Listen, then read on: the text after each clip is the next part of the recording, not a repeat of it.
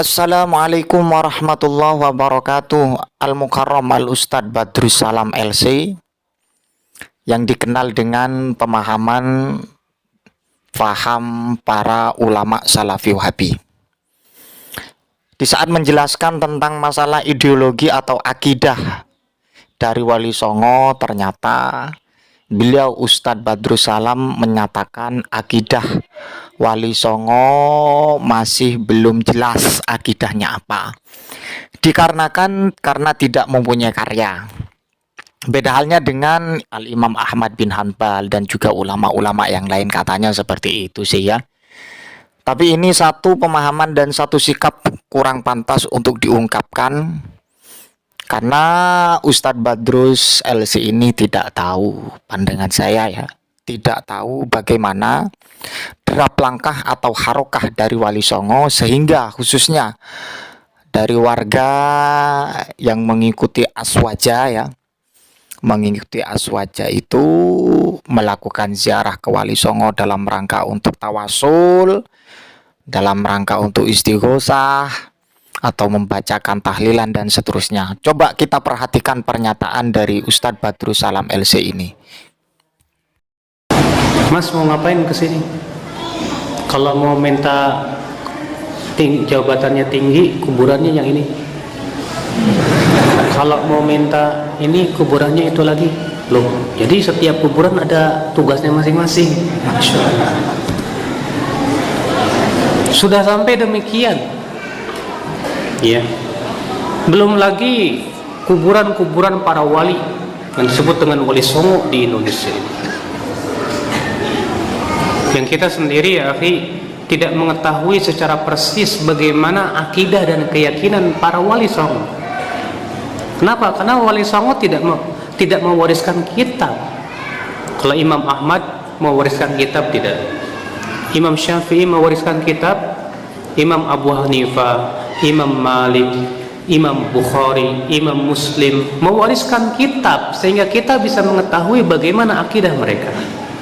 Sedangkan Wali Songo kita tidak tahu. Tapi subhanallah, kuburannya diagungkan selain Allah. Ya. Lihat di kuburan-kuburan Wali Songo, antum lihat, masya Allah, sampai ada di antara mereka yang sujud ke kuburan, sampai ada di antara mereka nangis-nangis di kuburan. Innalillahi wa inna ilaihi raji'un. Maka ikhwatul Islam azani Allah, ya, fenomena ini sebetulnya Rasulullah SAW telah jauh-jauh hari ingatkan, di mana Rasulullah SAW berdoa, Allahumma la taj'al qabri wathanan yu'bad. Ya Allah, jangan Engkau jadikan kuburanku ini sebagai berhala yang disembah. Rasulullah SAW minta kepada Allah, jangan sampai kuburanku dijadikan sebagai berhala yang disembah. Ya, kenapa?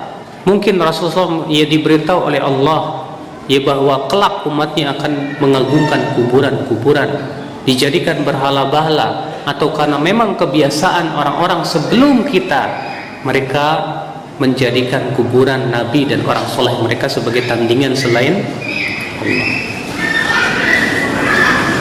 Ya, maka insya Allah kita akan membahas buku ini sedikit demi sedikit, ya, karena untuk melaksanakan amanah saja untuk membahas buku ini. Kita buka bab 1, hakikat kuburan.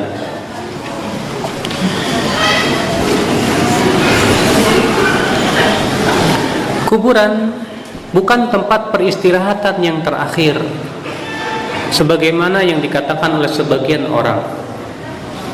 Kadang di Indonesia ini akhi punya keyakinan begitu kan, sedang berbaring di tempat peristirahatannya yang terakhir. Emangnya terakhir? Justru masya Allah, kuburan itu bukan tempat peristirahatan terakhir akhi. Ia adalah merupakan awwalu manazil al-akhirah, kata Rasulullah. Tempat pertama kali dari kehidupan akhirat yang menentukan kehidupan seorang hamba. Namun ia adalah awal persinggahan akhirat dan kehidupan yang menentukan nasib hamba. Hani Maula Uthman berkata, Uthman bin Affan apabila berdiri di sisi kuburan, beliau menangis sampai basah janggutnya. Lalu dikatakan kepadanya, engkau mengingat surga dan neraka tidak menangis, namun untuk ini Anda menangis? Ia menjawab, sesungguhnya Rasulullah SAW bersabda, innal qabra awwalu manazilil akhirah, fa in naja minhu fama ba'dahu aisaru minhu, wa illam yanju minhu fama ba'dahu asyaddu minhu. Ya, sesungguhnya kata Rasulullah, kuburan itu adalah awal persinggahan akhirat.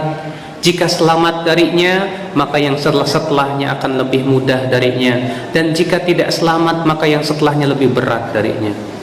Berarti ya akhi, kuburan itu sebagai penentu kita di dalam kehidupan akhirat. Kalau di dalam kuburan kita nggak selamat, maka di akhirat lebih tidak selamat. Na'udzubillah. Ya memang ya akhi, betul kuburan itu tempat beristirahat, tapi hanya untuk orang yang beriman saja. Untuk orang yang beriman, betul Rasulullah mengatakan bahwa orang beriman beristirahat di kuburannya, tapi bukan sebagai peristirahatan tempat terakhir. Sebutkan dalam hadis, Abu Qatadah bin Rib'i al-Ansari berkata, anna Rasulullah SAW murra alaihi bi janazatin faqala mustarih wa mustarahun minhu. Qalu ya Rasulullah mal mustarih wa mal mustarah minhu? Qala al-'abdul mu'min yastarihu min nasabid dunya wa adhaha ila rahmatillah, wal 'abdul fajiru yastarihu minhu al-'ibad wal bilad wasyajar wad dawa. Rasulullah sabda, kata Abu Qatadah, sesungguhnya Rasulullah SAW lewat padanya jenazah, beliau bersabda, ada yang beristirahat dan ada yang darinya beristirahat. Para sahabat bingung, apa maksud? Ya.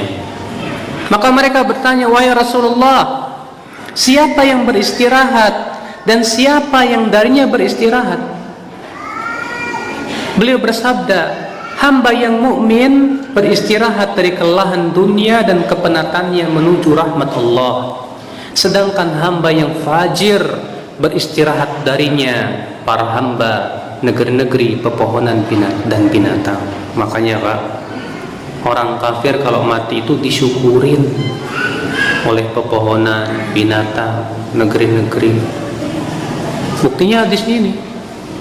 Rasulullah mengatakan bahwa kalau orang kafir yang mati, orang yang suka berbuat dosa mati, maka pepohonan akan beristirahat. Kok bisa begitu? Kata para ulama, karena dosa itu menyakiti apa yang ada di muka bumi ini. Dosa itu menyakiti pepohonan, dosa itu menyakiti binatang-binatang, dosa itu menyakiti ya awan dan yang lainnya. Bukankah ya akhi, Hajar Aswad ketika pertama kali diturunkan warnanya apa? Putih. Kata Rasulullah, Hajar Aswad itu adalah batu surga. Pertama kali diturunkan itu putih. Sawadathu khotaya bani Adam, dihitamkan oleh dosa-dosa anak Adam.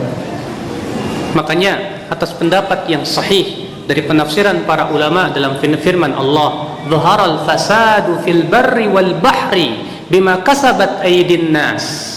Telah muncul kerusakan di lautan dan di daratan akibat perbuatan manusia. Kata Ibnu Abbas, artinya akibat dosa-dosa mereka. Bukan hanya sebatas ya mungkin adanya teknologi canggih atau asap yang mengepul atau yang lainnya. Itu tidak ya akhi. Yang sangat berpengaruh adalah dosa manusia. Pemanasan global, cuaca yang tidak menentu, banyaknya gempa dan yang lainnya akibat apa? Dosa. Di zaman Umar bin Khattab pernah terjadi gempa. Kemudian Umar berkata, wahai kalian semua, apa dosa yang kalian lakukan? Demi Allah, kata Umar, kalau sampai gempa ini kembali lagi, aku tidak mau tinggal bersama kalian. Ya.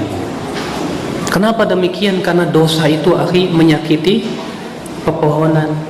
Kita saja tidak merasakannya. Ya pepohonan diem, nggak bakalan ngomong, kamu, ya gara-gara kamu enggak. Tapi Rasulullah mengatakan bahwa orang